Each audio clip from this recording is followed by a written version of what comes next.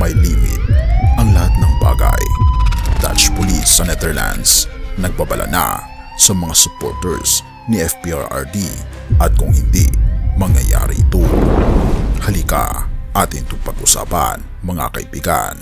We head to the Netherlands where detained former President Rodrigo Duterte is celebrating his 80th birthday. Supporters of the former president are currently assembling in The Hague in front of the penitentiary where he is staying. Hier te houden. Zorg dat deze weg vrij blijft. Zorg dat de mensen in uw omgeving geen last van u hebben. U mag hier staan, geen probleem. Maar laten we met z'n allen een beetje netjes houden. Mag ik dat aan u vragen? We came here, we didn't stop each other. No. But we came here to support, and we are doing. We are individuals. Okay, that's fine. Not as a group. One country, one group. One country, one group. Ano nga ba ang nangyari sa The Hague, Netherlands sa lugar ng ICC na kung saan nandoon ang dating Pangulong Rodrigo Duterte at dahil kaarawan nito dumagsa ang mga supporters, pero ang mga Dutch police ay nagbigay ng isang matinding babala. Bago natin ipagpatuloy kaibigan, siya nga pala ang Great Controversy na isa sa mga pinaka-kontrobersyal na libro dahil tumutukoy ito sa mga propesiya sa libro ng Daniel at Revelation na nagaganap na sa panahon natin ngayon bago ang pagdating ng ating Panginoon ay pinamimigay na namin ng libre sa pamamagitan ng PDF at ito ay nasa limited lamang na panahon kaya i-click mo sa description sa baba upang ma-avail mo kaibigan ang napaka-importanteng libro ito na magbubukas sa iyo sa mas maliwanag mong hinaharap. Purihin ang ating Panginoong Diyos at tayo magpatuloy. Permit lang para sa picnic, pero bakit parang rally? Nagbabala na ang Dutch police sa Netherlands. Ganito kasi yun. Isang grupo ng mga taga-suporta ni dating Pangulong Rodrigo Duterte ang nagtipon-tipon malapit sa International Criminal Court Detention Center sa The Hague, Netherlands. Ang dahilan? Sa papel, para daw sa isang picnic. Pero, bakit tila nagiging isang political rally ang eksena? Dagdag mo pa dito ang mga placard na hawak-hawak ng mga supporters. At hindi parang picnic ang mga tayo ng mga supporters. Pero teka, may permiso naman daw sila. Tama, may permit silang hawak. Pero ang permit na ito ay para sa picnic lamang na limitado sa 500 na katao. Ang tanong, picnic lang ba talaga yun? Dahil kung picnic, bakit may mga talumpati? At dito na pumasok ang Dutch police.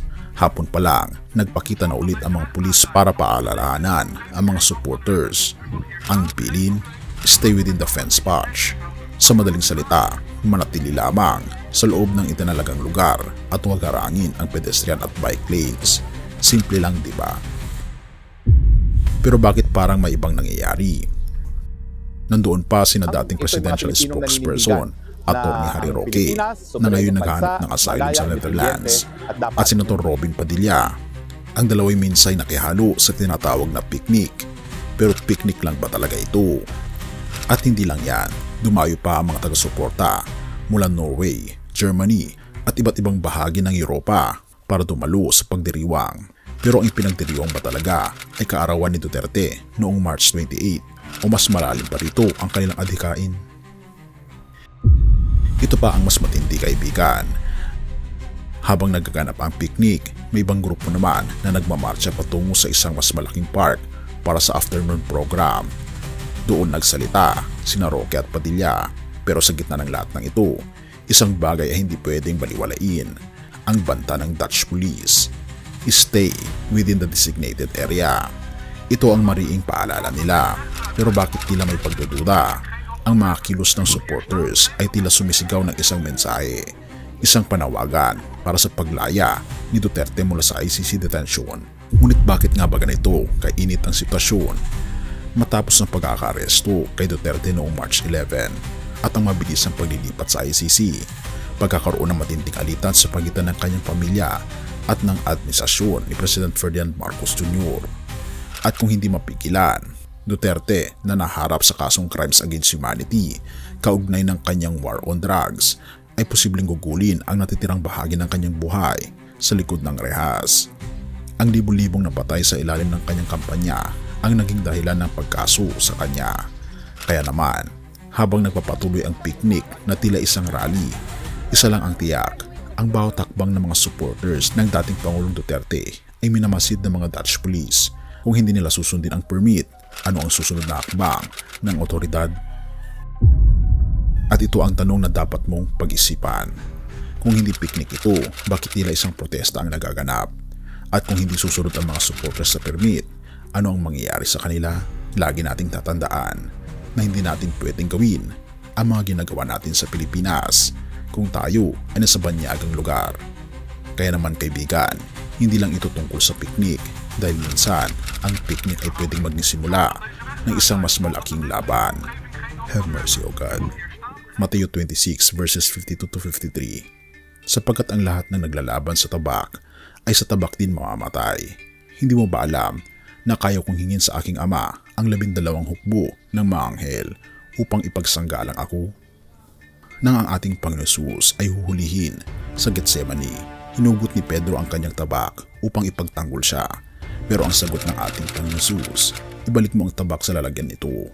Hindi pinili ng ating Panginoon Jesus ang daan ng dahas o kaguluhan, kundi ang daan ng pagsuko sa kalooban ng Ama. Pero bakit ganito ang tugon ng ating Panginoon Jesus? Dahil alam niya na ang tunay na tagumpay ay hindi sa pamamagitan ng lakas ng tao, kundi sa pagsunod sa plano ng ating Panginoon Diyos. Hindi niya hiniling ang hukbo ng anghel para ipaglaban siya dahil alam niyang kailangan maganap ang kanyang misyon, ang magdusa para sa kasalanan ng sanlibutan at ipakita ang pagmamahal ng ating Panginoon Diyos para ma-reconcile ang mga makasalanang katulad ko at gayon din ang ating Panginoon Diyos.